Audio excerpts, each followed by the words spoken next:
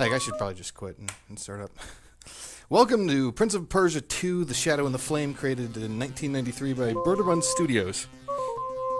I'm CapnClever, and I will be guiding you through this video game. I could go through this intro. It's really long, and it doesn't really do much for much. I mean, this is pretty much would be the equivalent of going through the intro. I can just press spacebar at any time and immediately start it. So I will just do a countdown from here. Who cares? It looks nice, right? And there's this cool narrator, but whatever. So, going in 5, 4, 3, 2, 1, bam. Sure, we'll count down. Alright, so the first thing we need to do is hope that this guy's nice, and he was, so perfect. And then we get to run through these guards. Truth be told, it wouldn't take forever to deal with these guards, but combat sucks in this game.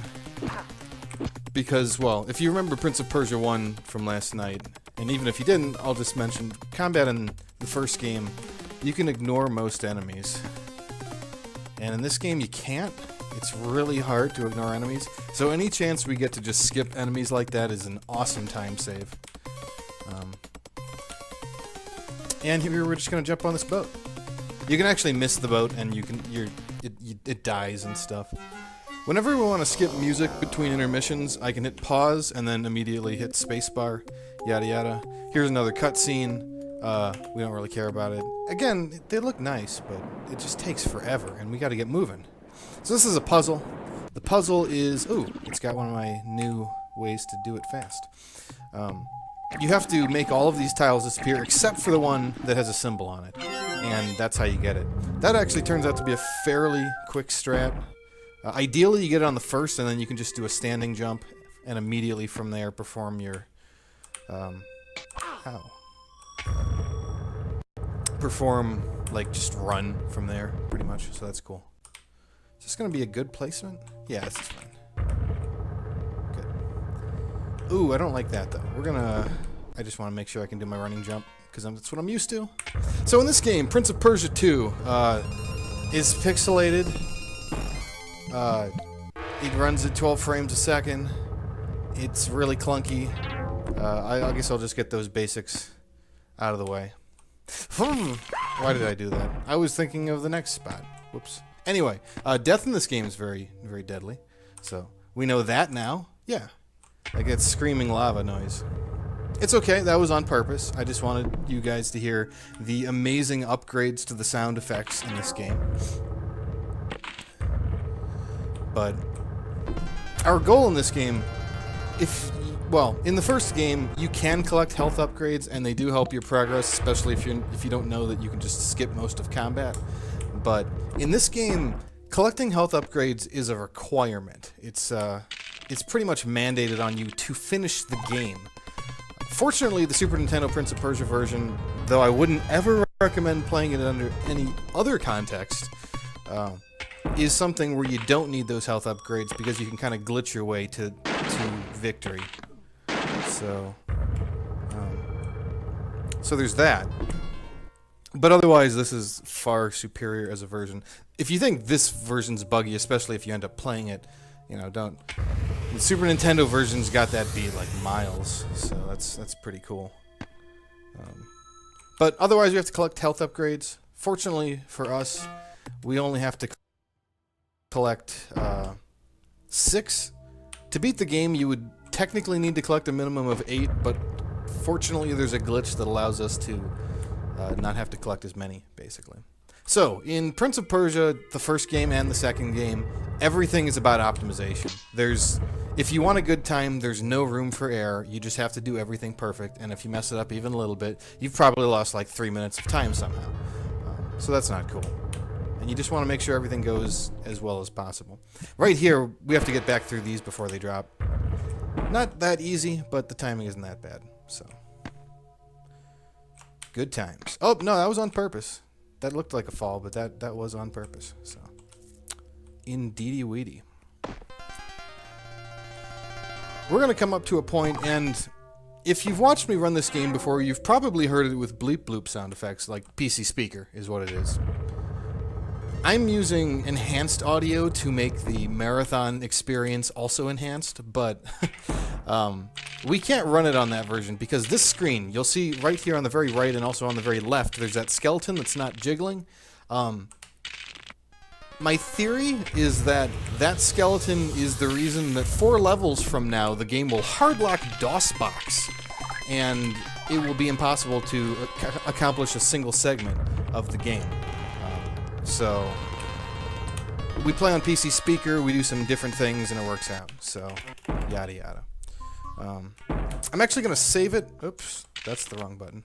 I'm gonna save it on this because I'm gonna hit 2 birds with 1 stone. 1, there's a really cool thing I want to show, and 2, if you crash earlier, which was going to happen by coincidence, I'm just going to deal with the reset early so that we don't have to deal with it later. But first, we got this. Okay, it's there. Good. I was worried. So we use the magic carpet and we want to get through, but that kind of. Yeah, we need to actually open the grate first before we use the magic carpet. And at this point, the game is completely hard-locked and I have to restart DOSBox. But that was okay. That's exactly the plan. Everything is fine. Nothing is ruined. We're just going to get right back into it with a quick load.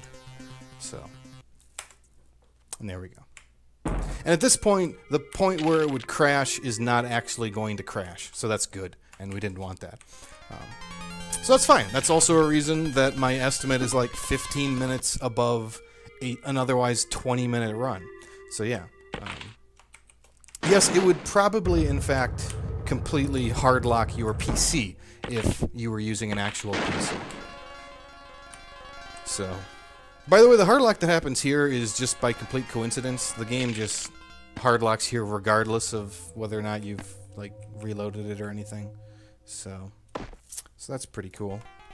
Oh, that's a button I didn't want to push. Okay, good. Oh yeah, I didn't really mention this, but you can use your sword at certain points to kind of back yourself up.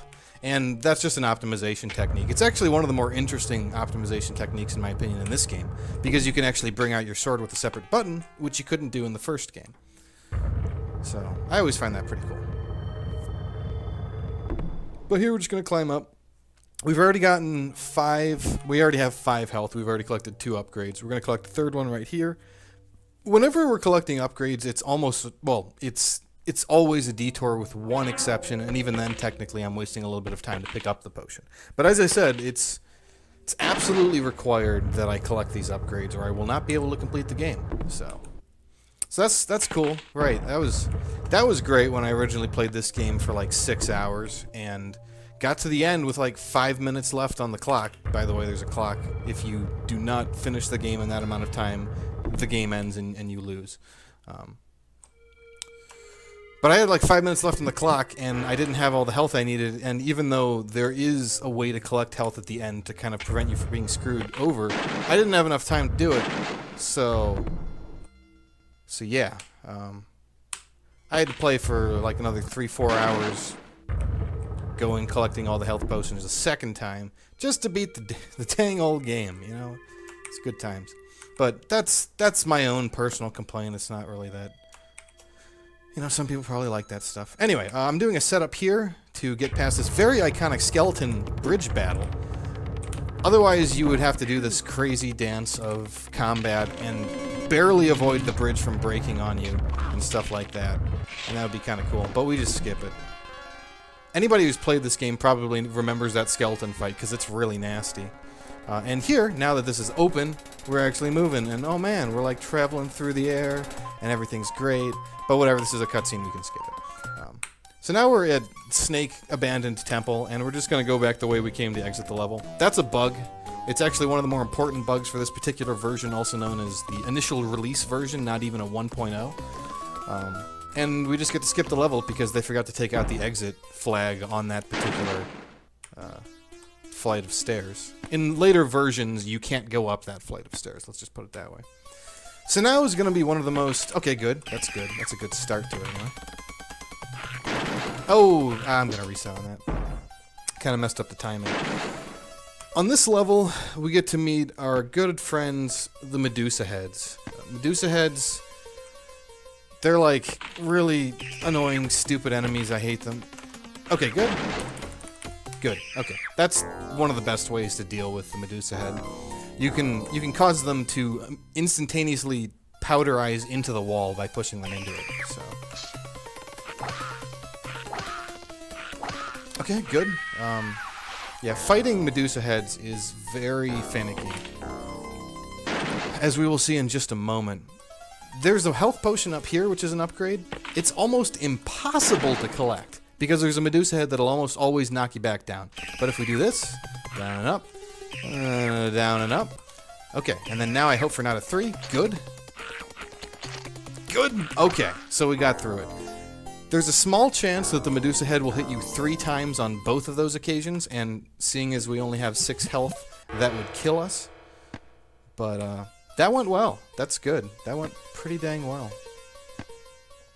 I am glad that that did not take me several minutes to complete on the marathon run. Yeah, that's good. Anyway, like I said, moving in this game, you know, everything's important. If you mess it up even a tiny bit, you probably die and you have to start back at your checkpoint. So that's not cool. You probably notice it. I'm constantly doing running jumps, and the running jumps just go faster than normal running. So this guy's got stamina, man. Oh yeah, this is the splitter. We're hopefully never going to die to one. I don't think there's ever a good time to show one off. But those things are nasty. Good. Oh! Yeah, let's just do that again. If I get the first bit, but not the second bit, it doesn't really work out. But if the Medusa Head knocks me out of the first half of that trick, then it's okay. So let's try this again. Unsheathe the sword at just the right time. Good enough? Good enough. I'll take it. I'll freaking take it. That was not planned, but whatever. You're supposed to do it in the way that I did it on the previous Medusa Head, where you just kind of powderize them into the wall. But they got some hits off, and that wasn't really intended. Oh well. I'm alive. I'll take it as a victory. And sometimes they're not even in your range of attack, and sometimes they're really too close, and you have to use your parry attack just to make it work. The Medusa Heads are a cool concept, but in a game where your handling is really, really strict, they don't really work well. The Medusa Head is a reactionary enemy, and this game is not really a reactionary type of combat. It's really more of a like an analytical one. Maybe we should skip this. Oh, that was... Okay, we're fine, we're fine. That might even be faster than normal. I don't know. Okay, so we're going to come up on a cutscene. I'm going to let it play out, because that's what happens in the normal run, so I figure I'll just show it off anyway. But we're going to do a glitch here, where I skip having to go underneath this section. Normally you'd get here and you'd be like, oh crap, there's this grate in the way. But Prince of Persia is trim as... he's fit as a fiddle, let's put it that way. And he can just go straight through those iron bars. So that's cool. And then we pick up this sword and enter a coma, where we start hallucinating. And then this cutscene plays out, which I will let talk, because it's actually narration, and it's cool.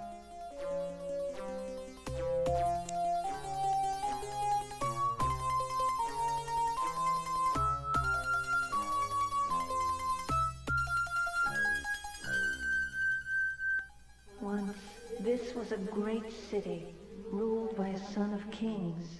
He was slain, and his palace laid waste by the armies of darkness. I died at his side. You alone were spared, my son. I gave you up that you might live.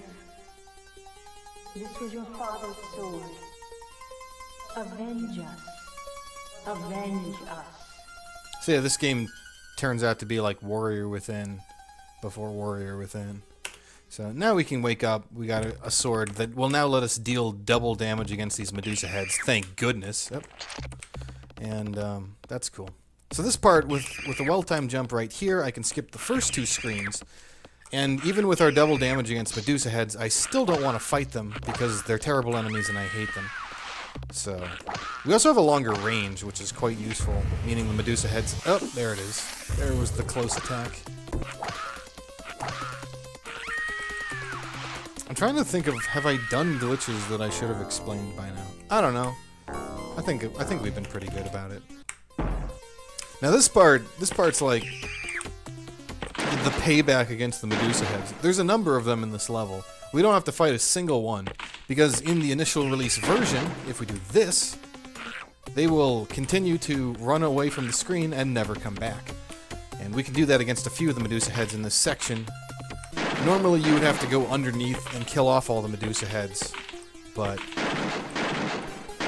in the IR version, we don't have to do that at all. So that's pretty cool. And there we go. Makes the level nice and fast, let me tell you. Okay, so we're gonna ride this horse. You can miss that jump by just a tiny bit, by the way. It's stupid. The horse isn't even there. But whatever, there's a cutscene, who cares? And because the cutscene is supposed to go into the temple here, it hasn't loaded the assets into the game yet. Those are birdmen, we'll talk about them in a bit. But because the game hasn't loaded the assets, well, as you can clearly see, we don't have anything to see. So I have to memorize this level to the letter in order to get through it. The good news is that much of it can be skipped, and we're already at the exit. So, yay. And now the assets have properly loaded into the game. I'm glad that they finally do. Trying to get through the next few levels without them would be far more difficult. So. Yes, indeed.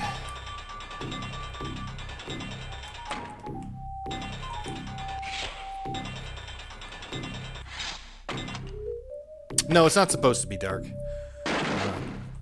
If you let the cutscene finish, he eventually goes in the temple and it kind of seamlessly transitions. So, we're gonna wait here. This level, this is where I would probably like to talk about the game's handling, because there's a lot of time and there's really nothing else going on. Playing Prince of Persia 2 compared to the first game is a bit of a chore, because whereas the first game had a number of niceties in the game that allowed you to perform things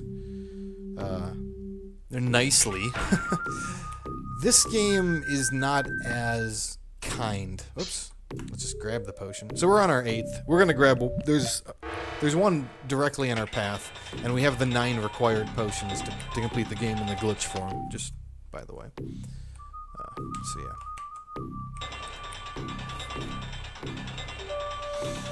But the handling in this game is really rough. Whereas in the first Prince of Persia, if you were close enough to the edge and you were going to make a ledge jump, the game would just automatically clip you to the final point where you could make the jump, and everything would always work out. In this game, you need to be precisely positioned, and if you're not, you will, in spite of pressing the jump key like a second and a half ahead of time, Prince will just walk off the edge and just fall and die. And that sucks. That sucks a lot. So we have to do a lot of setups in this game to make sure that we're not doing that. The good news is that setups in general are a little bit easier. There aren't as many frame perfect tricks. Some of them can actually be done with within a few frames. But yeah. So this is Birdmen. Birdmen is one of the main reasons I hate this game, because combat in this game, in general, is not great. In the first game, you just fought guards, you could even run past them, and the run was great. In this game, there's a couple things that are a problem with combat. The first is that you can't just really run past an enemy. Especially because they choose to have multiple enemies on the screen, and they can end up flanking you, and you just die from it, and it sucks. But the other thing that's annoying, and we might see it here, when you're constantly doing a parry repost. Come on. Come on. Oh, he's not in the mood. He's not in the mood. Come on, dude. Okay, so yeah, we do this, and I don't actually want him to be in this position, so I need to, like, come on. There we go. I just wanted to show it off. If you continue to parry and repost enough times... Crap.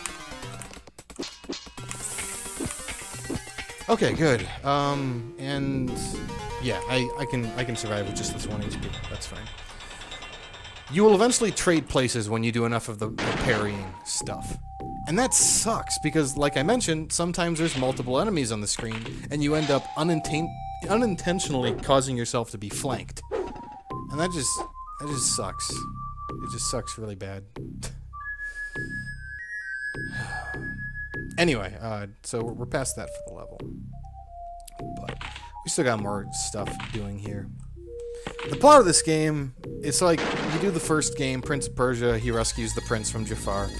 As it turns out, Jafar wasn't completely annihilated, and he resurrected or something. I don't know. And because of that, he's tricked everybody into thinking that he is us.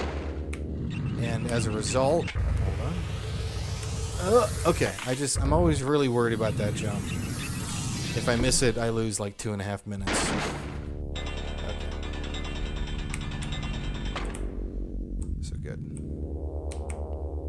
Yeah, that's the splitter. Sometimes you can run past the splitters, but only from the right to the left. Never works from the left to the right. Good programming.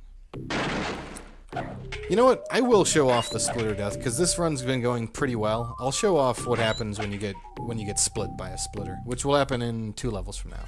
So, anyway, that's the big level to die on stupidly. So, we still have another level where I could die a lot of times, and that would suck.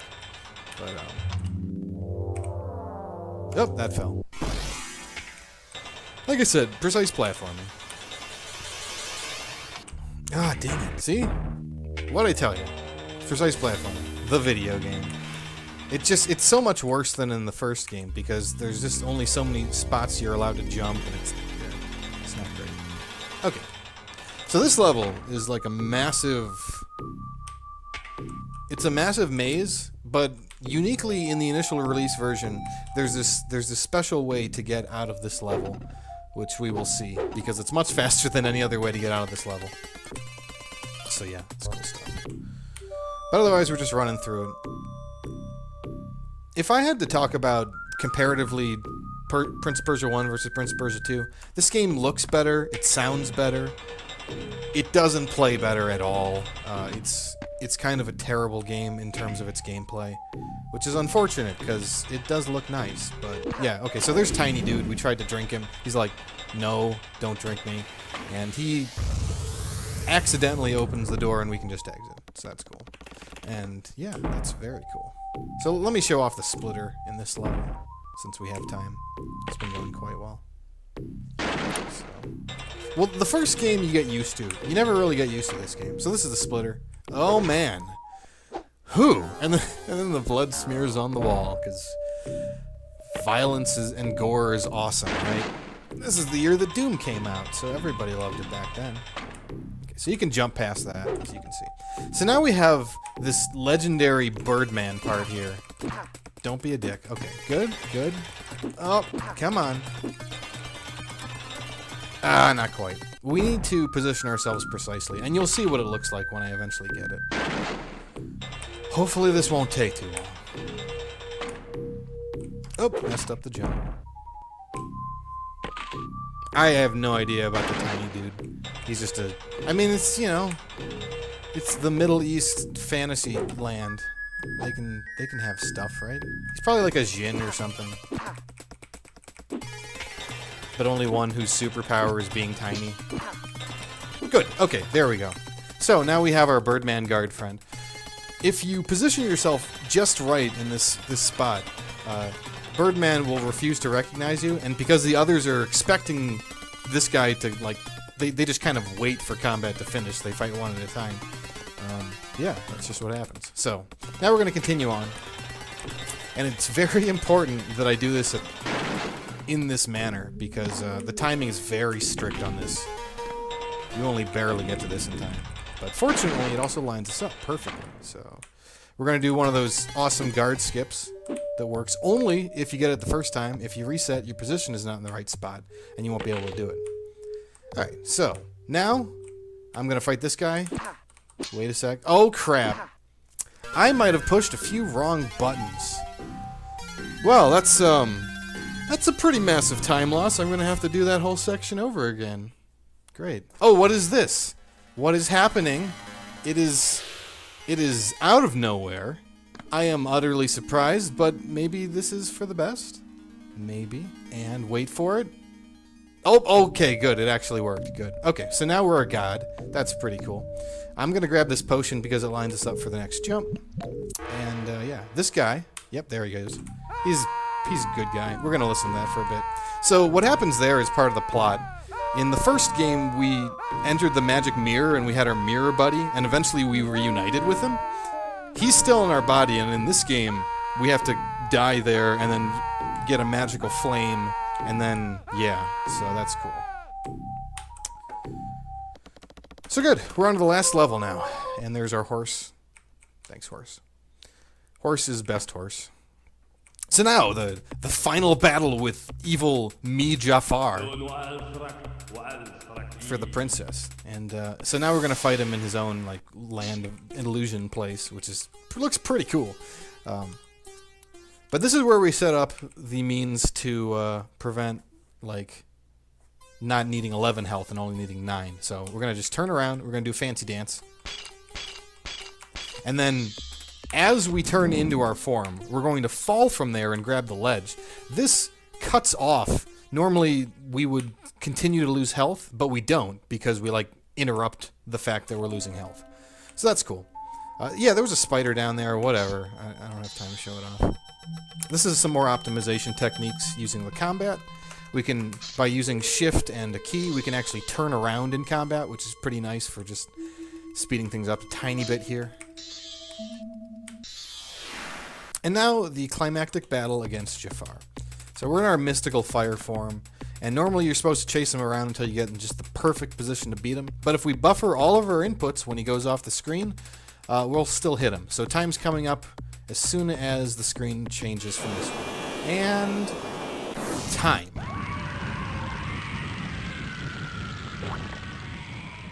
And that's one way to die right there.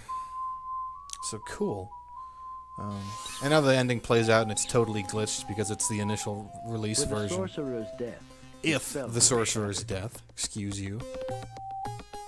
The text isn't even supposed to be up there, by the way. It's supposed to be at the bottom. It's just, I don't know what happened. The man she loved.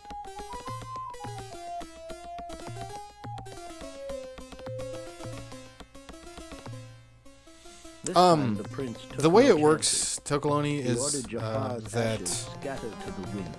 you need at least 3 health to actually cast the fireball. Prince and princess dwelt together in And joy, I think serenity, if you try to go there with 8 happily and ever you only have 3 health or something, if you only have 8, I think you end up instantly dying because the shadow form consumes you. You need at least 9 health to activate the shadow form, but the fire form only requires some amount of strength. So yeah, so yeah, we won. GG. Really? I can put space G, but not G. We won. Great. So that's the game. Thanks for having me. That was Prince Persia 2 Shadow in the Flame. And, yeah, so that's cool. And for the finale, we're going to move straight over to Sands of Time, Prince of Persia. Any percent zipless race between Epic Dude Guy and whose beauty was like 7 Eraser moonlight 7. in clear heaven. So, yeah, I hope you enjoyed the classics of the Prince of Persias that we had between myself and Epic Dude Guy. So, yeah, I guess I'm good now. So, when you feel like it, this is CapnClever signing The out princess fell with, in love with a you know, young traveler video games. who climbed the palace wall to see her.